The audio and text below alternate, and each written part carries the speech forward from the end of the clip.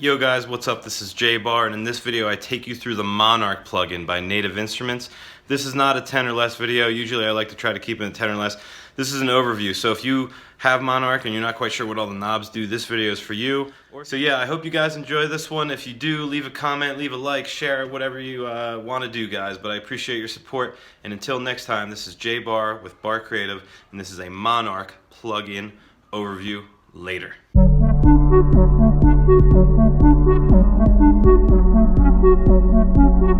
Yo guys, what's up? This is Jay Barr with Barr Creative, and today I'm going to take you through the Monark Native Instruments plugin. So the first thing, if you guys are going to demo this, the first thing you want to know is that it has to run through the Reactor plugin, which is kind of like a housing, it's kind of like a host for the Monark. I kind of wish it ran on its own, but it doesn't. So what you do is you download the Reactor free player, and you get some other cool stuff with that, stuff that I hardly ever use. But anyway, you need that. And then you download Monark, and it embeds itself in here, and you can get to the Monark plugin. So let's open this thing up. We'll get rid of that screen. And so what you can see almost immediately is that this thing looks just like the Mini Moog. So they won't ever say it in their documentation, but basically this is supposed to emulate a Mini Moog from years past. So I'm just going to take you through it. This is the default sound. Alright, but it goes, you can take it a million places from there. So I'm just going to take you through it. So over here we have our octave setting. This is for the overall output octave. So here you have your fine tuning. So if you were playing with like a guitarist or something and you were just slightly out of tune, you could always tune it with that fine tuning knob there. Down here we have some glide stuff. Down here you still have your pitch bend, and this is your mod wheel. So the mod wheel on this controls your modulation to the cutoff and to the oscillators. So you can actually get some wobble going here. So if I were to put this, let's see, we'll turn these off. So you can actually change pitches using this oscillator. So, okay, so let me back up a second. This is Oscillator 3, and Oscillator 3 is set up specifically to act kind of like an LFO would. And if you turn key tracking off, you can get your frequency macro level, like your overall large frequency changes here. And then this is going to give you your fine tuning. Okay, so that's when it's acting as the LFO. So you can actually do some type of LFO stuff. If we set up our cutoff with it,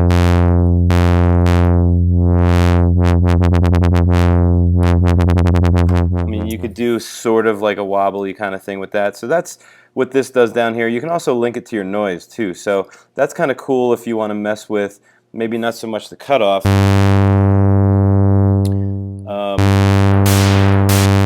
And that runs independently whether or not the noise is on or off. But you can actually affect your cutoff with that too. So, but I think the more practical use is messing with your actual oscillators to give them a little bit of a oops, that's why it's not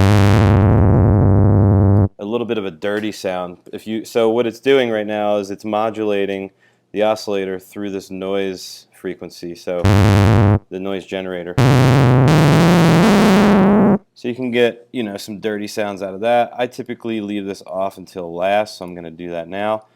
Moving on, we have 3 oscillators on the Monark plugin. So they're pretty similar, but let me show you what they all do. You control them on and off here and their volumes here. And so we'll start with just this top first one, and I'll go through each. Low is really like almost inaudible. It's basically a click. So let's just skip over that. We'll go down to 16. So you have your triangle wave. All right, so bass in a hurry. If you need bass in a hurry, you can turn everything off, put a triangle wave on, and get some bass going. You've got this Moog type wave that's like a triangle wave with a little peak on it. It's like a shark fin kind of shaped wave. And I actually prefer that when I'm making basses, because then you can mess with this cutoff and you get a little high end in your bass. So that's good if you're listening through some really little tiny speakers, you know, maybe a laptop or something, so you can at least track that bass line. So I usually try to put a little bit of something in there, and that's really good for it, that shark fin kind of Moog wave. You have a simple saw wave. I can go up and down with the range here. So that kind of changes your octaves. Simple square.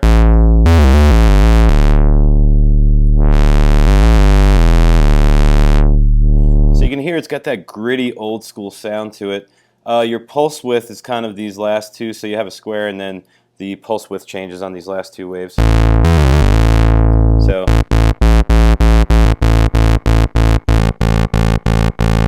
So you can hear how that changes it. Second oscillator, the center wheel is like a tuning wheel. So you can actually go down a fifth, a seventh, whatever you want, and you turn this on. Maybe I have this as, you know, and you can hear it actually in the background. So if you double click this, it'll tune perfectly. But you can also tune it by hand. And one of the things I like about the Monark plugin, or the Native Instrument plugins, if you right click and do MIDI learn, you could set it to any knob on your controller. So just like that, I can tune this by hand. And maybe I don't want a saw here, maybe I want this kind of thing.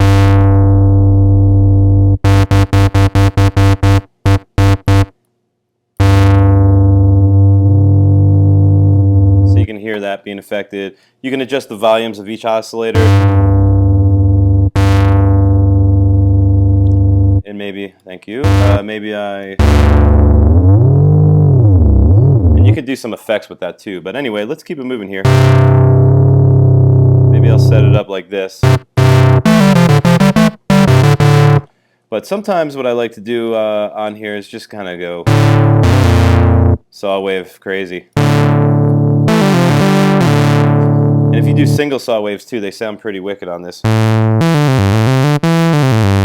Put the glide up a bit.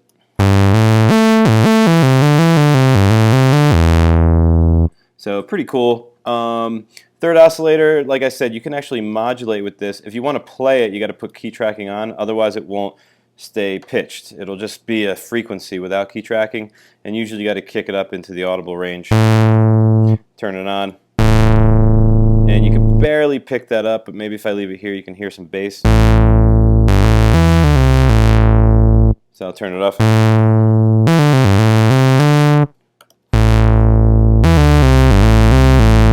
So that's cool.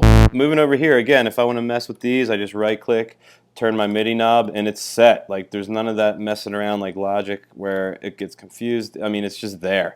And if you want to see how you've programmed them, you can go back in to your MIDI kind of display, whatever, list, and check them out, see what you've assigned. But again, you can turn that off. There's also presets that are accessible in here, so you can go through and kind of mess with that too. But I kind of like to turn it off once I have what I need, because I like the compact look. So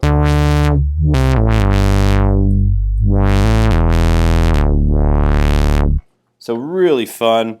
And immediately, like I said, you can change these. So let's check out some of these cutoff sounds. So I have a sound I kind of like. So low res, kind of like that. You can get some really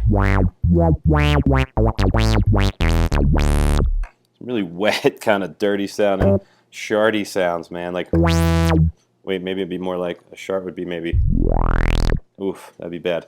So anyway,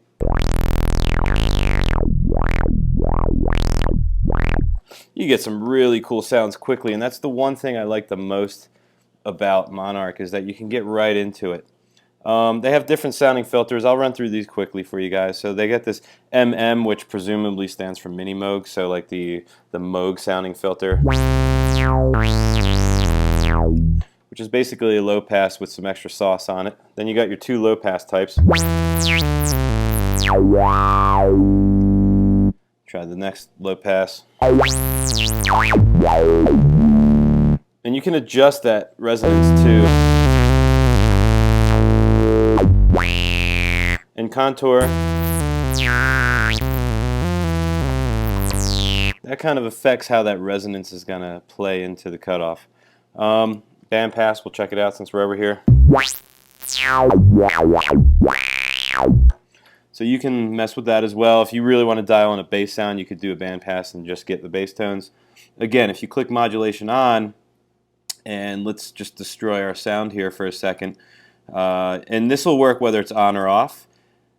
But if you take the key tracking off, put this on low, this thing will act like an LFO now. So you got to put the mod wheel up so that the modulation is actually coming through. And so modulation through to the cutoff, because I have that switched. And alright,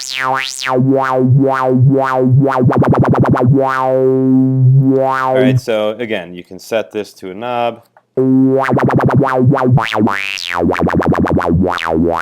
This is key tracking, and I think it has to do with the filters. I never really understood what the heck that actually does. So yeah, guys, if you know how key tracking affects this filter in Monarch, please leave a comment. But for now, I hardly mess with it. Sometimes I'll click it on, and if I hear a difference that I like, I leave it. But I don't know technically what this all, how the key tracking relates to this filter envelope. So if you guys do, leave a comment, because man, it's been something I couldn't really find an answer for. So anyway, this filter envelope affects how long, it's an envelope that will affect your cutoff filter. So let me go back up. I kind of like this filter the best. And let's say I wanted this filter to ease in. I could put the attack up. And let me get rid of this modulation thing we got going so you can hear it better.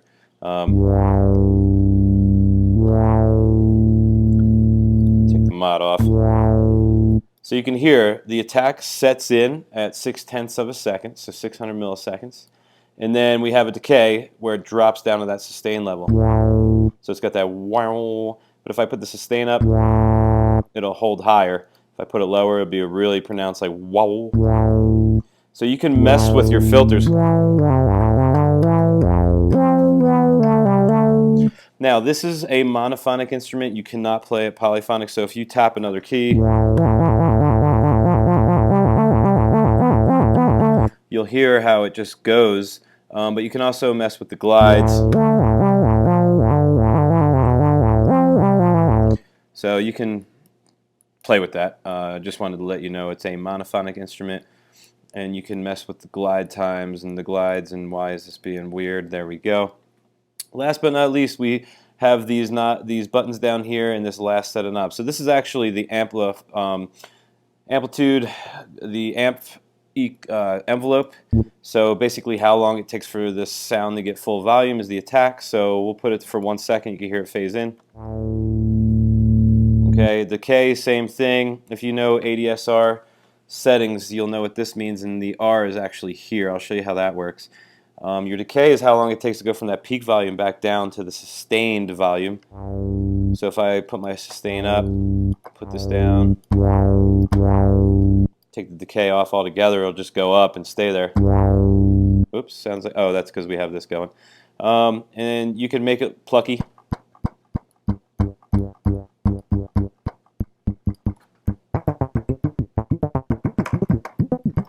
You get the idea. Now, the release is weird on here in the respect that it's over here, and what it does is it sets the release to the decay time.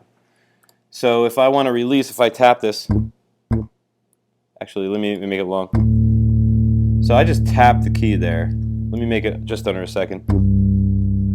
So it actually sets the release to the decay time.